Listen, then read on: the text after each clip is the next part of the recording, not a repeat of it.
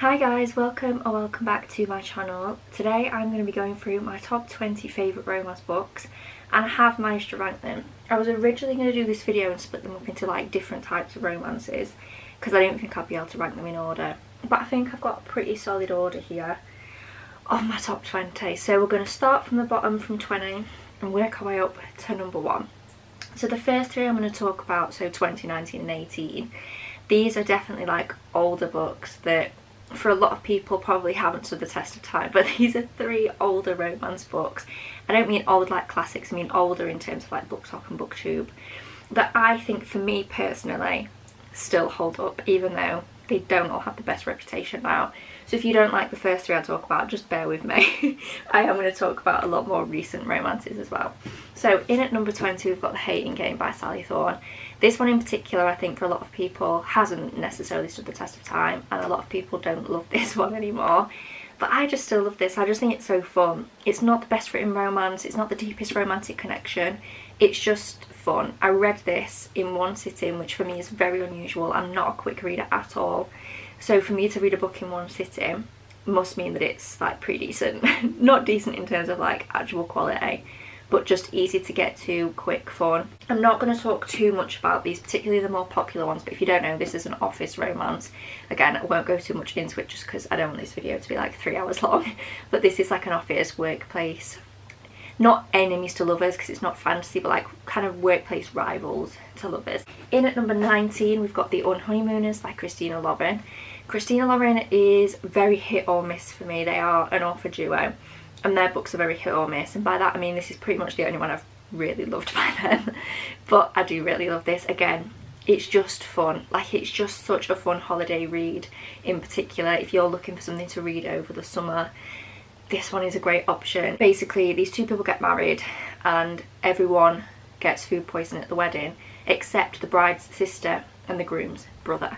So as not to waste the honeymoon, because the bride and groom can't go, the sister and brother go. They've never got on, they don't like each other, so again it's a bit of like a dislike to lovers kind of vibe, and with like a fun summer holiday setting as well. The next one is The Spanish Love Deception. I feel like obviously this was so popular a couple of years ago. People don't really talk about it anymore, and I'm sure you all know what this is about, but again it's like a workplace rivals to lovers, but a decent amount of it takes place in the work setting, and then they end up going abroad together to a wedding in Spain as well. So you get kind of the best of both worlds, like the office work setting, and then you get like a fun holiday setting as well.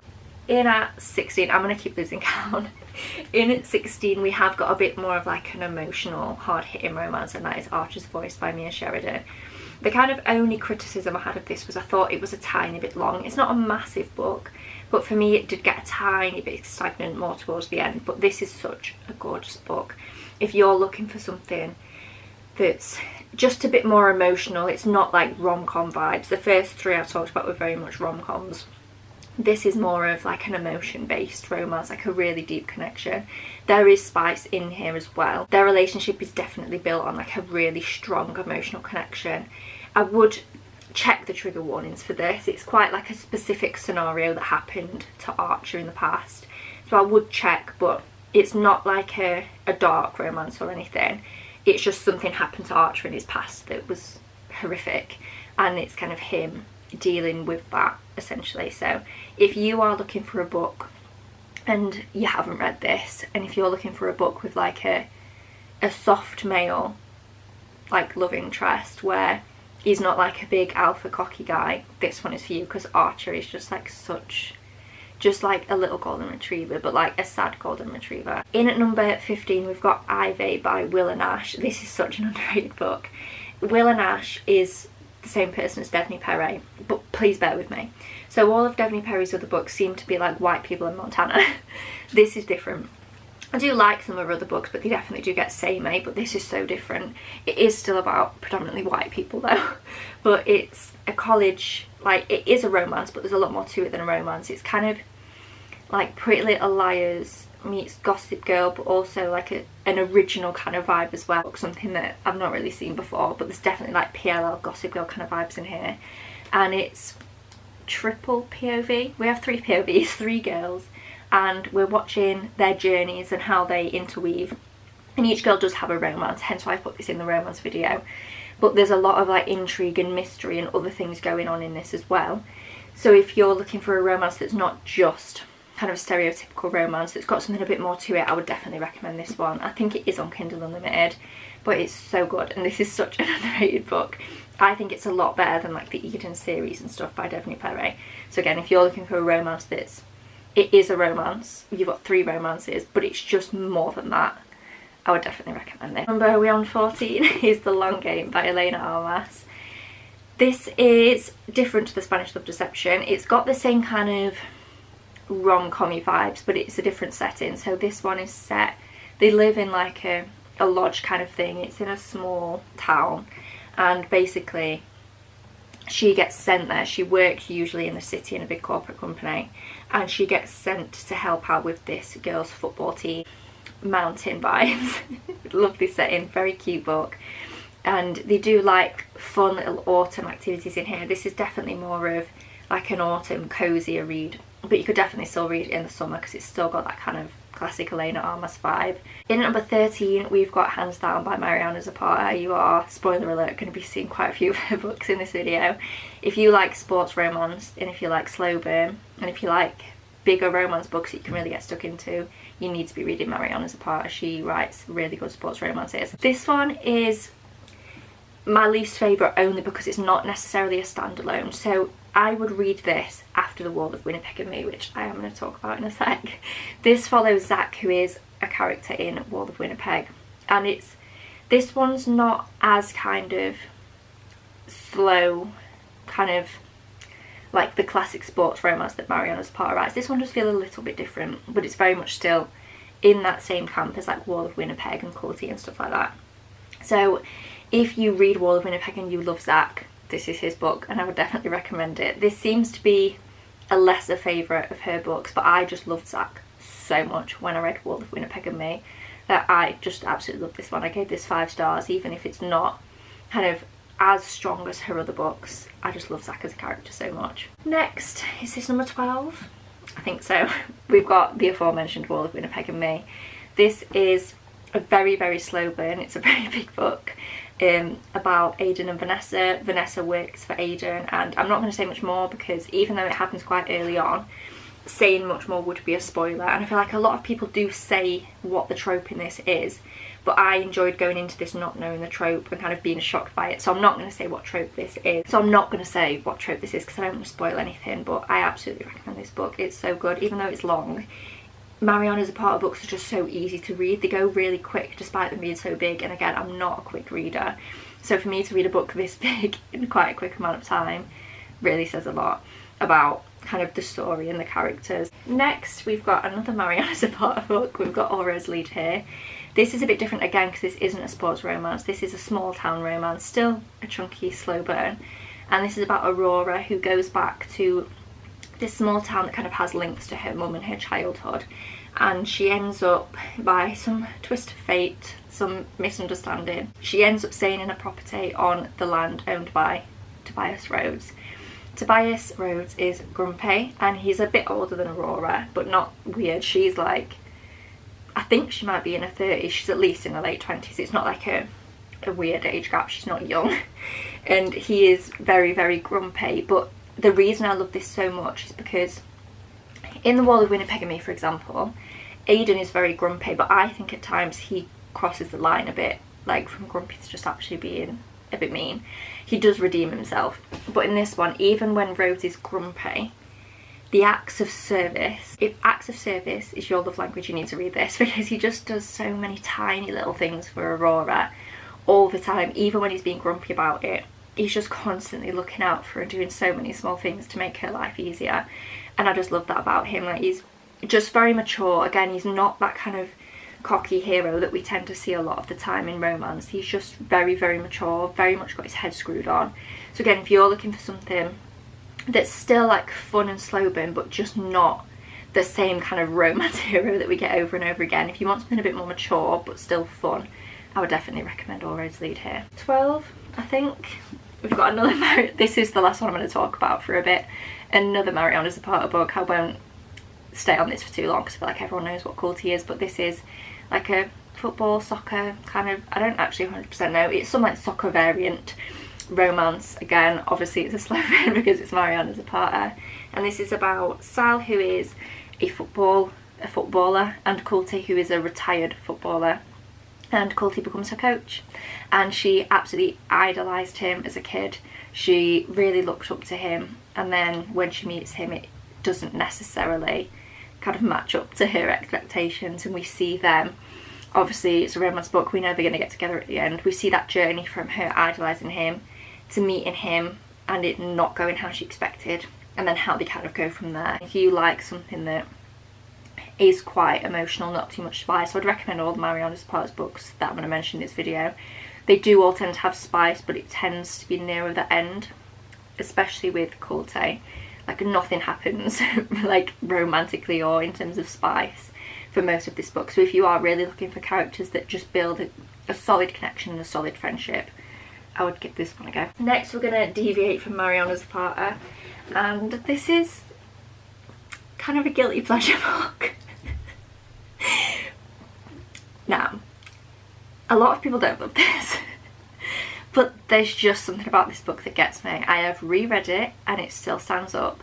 There's just something about this book that I love, and I don't know what it is, because this is a bully romance and I hate bullying, and I don't see how in real life anyone could fall in love with a bully, but just, oh, there's just something about this. I think it's because he is very horrible to her, but she like gives it back as well. It's not a bully romance where she's like kind of really weak and there's a massive power imbalance. It's very much like they don't like each other, and he does say horrible things to her, but she again kind of kicks back, so it makes it a bit easier to stomach, I think, than if she was to be like really kind of victimised. I don't think I could read that kind of bully romance, but in here it's a very like antagonistic, very back and forth, hateful relationship that they have. Basically the premise is that they were pen pals for most of their life, absolute best friends, but agreed to never meet, and then I won't say how, but they end up meeting, and again it doesn't go how you would expect based on the relationship they had built being pen pals for that many years, and it becomes a very again antagonistic, back and forth, hateful relationship between them. That was number 10 I think, wasn't it? Sorry if I've lost count. This is number 9 and it is Book Lovers by Emily Henry. Kind of, this isn't like Ivy at all, but it's, what I mean to say is, similarly to Ivy, this isn't just a straight up romance. This is kind of women's fiction, literary fiction, romance mashed together. I personally don't usually like women's fiction, but I love this book so much. I do love the couple in here. It's got a really nice romance. It's also quite a lot about sister relationships. The main character brings her sister along on a trip in this book to like a small town, and I just loved it. The setting is so cute, the vibes are great, the romance is great, but don't read this if you're looking for like a classic rom-com kind of romance. I think about this book so often, and I really was quite nervous going in because I didn't love Beach Read and I liked People We Meet on Vacation, but I didn't love it. But this is the Emily Henry book that's got me. I haven't read Happy Place yet because I'm scared. I think I'll love Happy Place as well, but I don't know, it's just the way she writes. I tend to prefer her like women's fiction with a sprinkle of romance books, which is weird because I don't like women's fiction typically. I just find it quite slow to read for me because I'm a slow reader anyway. If you don't usually read women's fiction but you kind of want to give it a go, I would absolutely recommend this because it's still got those romance elements that we know and love, but it's just a bit more women's fiction. At number 8, I'm holding up the first book, but the whole series, the Chestnut Springs series by Elsie Silver. My favourites are actually Reckless and Hopeless, the last two. Most people, it's not one of those series though where it's like, oh, just push through to the last two. Most people actually prefer the first and the second one and then like the other ones. I like the first three but love the last two. I think it's just whichever characters you connect to most.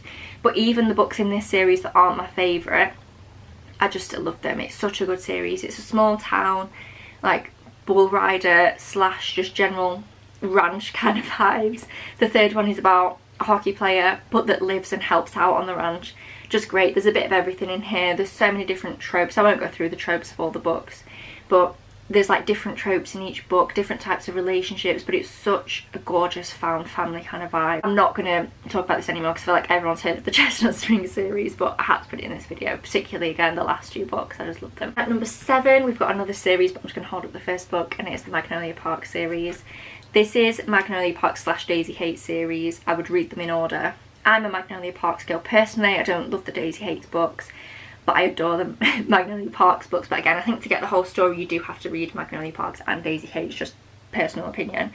It's not that I hated the Daisy Hates books, they're still very, very easy to get through. I'm just a Magnolia Parks girl. This is a toxic romance, and it is very toxic. It's very frustrating to read at times, just going round and round in circles, thinking why can't these people just communicate and work things out? On paper this should be everything I hate because it's toxic and there's miscommunication, but there's just something about it. Again, there's just something about this that even though it shouldn't on paper work for me, it just does. I'm just obsessed with this series so much. I think about it every single day. Just since I read this, like, when did I read this? It must have been over a year ago now. I read the first one and I just still think about it every single day. If you like Gossip Girl, you need to read this. It's like Gossip Girl in London. In at number 6 we've got another series. I'm just going to hold up the first book, and it's the Off Campus series by Elle Kennedy. This is another like older kind of booktube, BookTok book, but for me it completely holds up. I love this series. It's a hockey romance series, and I just love it so much. Again, this is one that I just think about all the time. I think the third book is my favourite, but I would read them all. They're all so good. The first one, check the trigger warnings, there is something quite triggering. It doesn't happen in here, but it has happened to the character and she does talk about it, and you do kind of see her recovering from it, so I would definitely look up trigger warnings for this one. But on the whole, they're not, again, they're not dark triggering books, but I imagine if this has happened to you, the thing that's happened to Hannah in this book, I would just be wary of that. But yeah, such a good series. I am obsessed with hockey romances. I'm such a hockey romance person. I don't know if it's because I grew up as a figure skater, just anything to do with ice skating. You're going to see a theme in the next few books, anything to do with ice skating and hockey I just love. We are now going into the top 5 books. So at number 5 we have got Wildfire by Hannah Grace. This is a hockey romance. He is a hockey player, but this isn't a hockey romance really, because it happens over summer and they're at a summer camp. So yes, he is a hockey player, but I wouldn't call this a hockey romance. This is, again, set at like a camp. They're both working at the camp. It's about Aurora and Ross. They basically, right at the beginning of the book, have a one-night stand and then go to this camp to work, and they're not allowed to be together because there is a rule that staff cannot like have any kind of relationship with each other. So even though they hook up at the beginning, the tension isn't broken. There is still that tension because there is that reason they can't be together.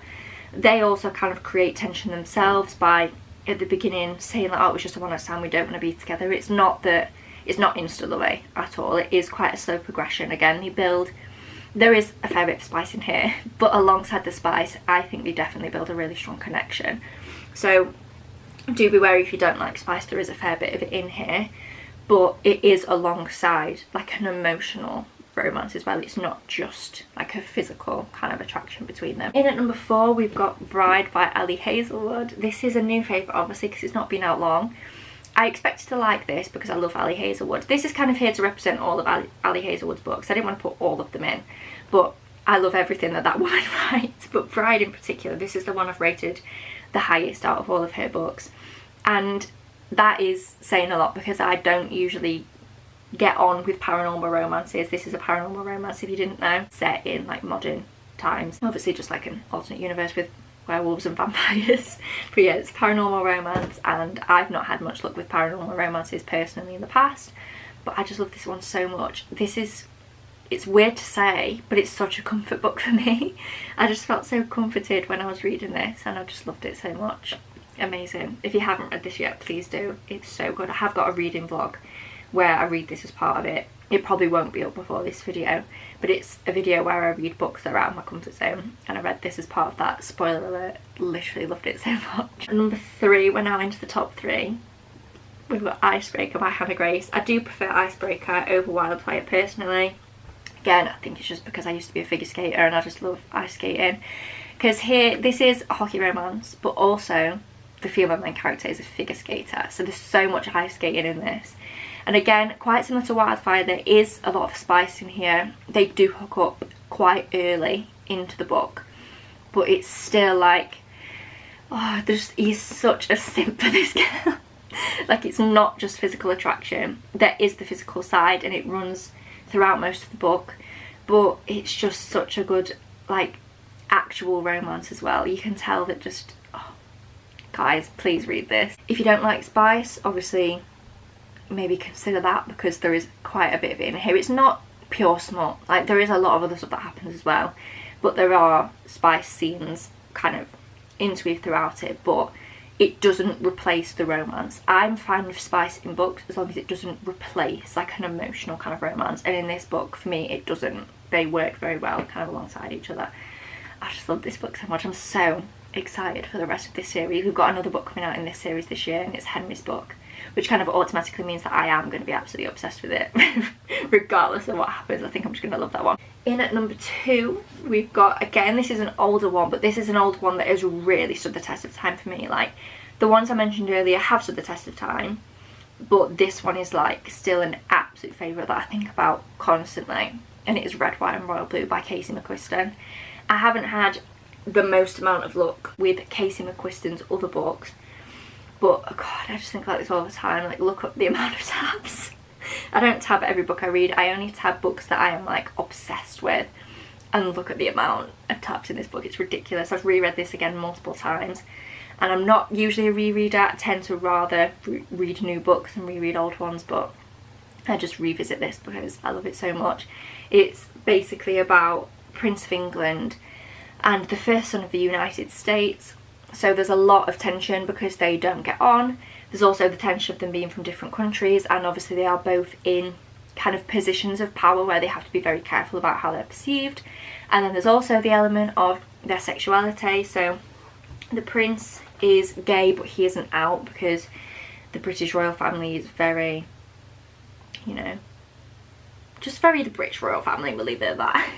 So he isn't out, and the first son is kind of, I think he's questioning his sexuality a bit, but like he kind of knows that he is bisexual. He's quite comfortable in his own sexuality, but again, he isn't out because of his like political position and things like that. You learn more about it in the book. They do talk about it, and it's just the most beautiful romance. I just love it. This book is also hilarious, by the way.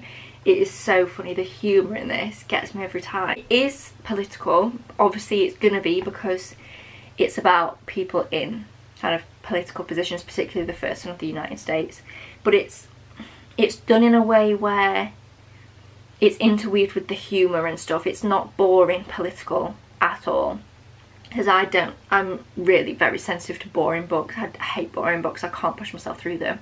So don't let this being political put you off, because it isn't boring. It's like, oh, it's just so fun. I love this book so much. Out of all the romances I've ever read, this is like my kid. It's ridiculous. From Luke Off With Love by Mariana Zapata. We're back on Mariana Zapata. I don't even know where to start. Oh, I love this book so much. It's actually a joke. So this is about Jasmine and Ivan. They're both figure skaters. They hate each other, and they end up having to skate together, essentially. And you do find that out quite early in the book. That's not a spoiler. For reasons that are explained in here, they end up having to skate together as like a pairs team, and they hate each other. And oh, I just love this so much. Jasmine is such an amazing FMC. She's so strong, very strong-minded, very much again like argues and kind of goes back and forth with Ivan. It's not a case of like him being horrible to her and her just taking it. They're both very antagonistic towards each other. But again, there's like one spicy in this right at the end. This is such like a romance that is built so heavily around them building like a friendship first, and then going from that to the romance side of things. And it's just, I could literally cry right now just thinking about this book, because I just love it so much. I think about it all the time, and it makes me so sad that there's like no adaptation of this. And like Mariana Zapata said, in the next like decade she's not going to write anything else about these characters. And that makes me so sad because I love them so much. Please read this book. Please just read it. It's just the best. Obsessed. and they are my top 20 favourite romances. I think there were 20. 1, 2, 3. Yeah, 20. I might have got my counting mixed up at some point, but there are 20 here. So these are my top 20 favourite romances ever. I am going to do versions of this with fantasy books, and then I'm going to do another one with like other kind of miscellaneous genres like dystopia, general like fiction and stuff as well. They won't go up massively soon. Currently on my fantasy list there's only 3 books, so I need to read a bit more fantasy books that I enjoy before I can film that one. But yeah, they will be coming at some point in the next few months, and I hope you enjoyed this one. Thank you so much for watching. If you did enjoy it, please do give it a thumbs up down below. Subscribe if you haven't already, and I will see you in my next video. Bye!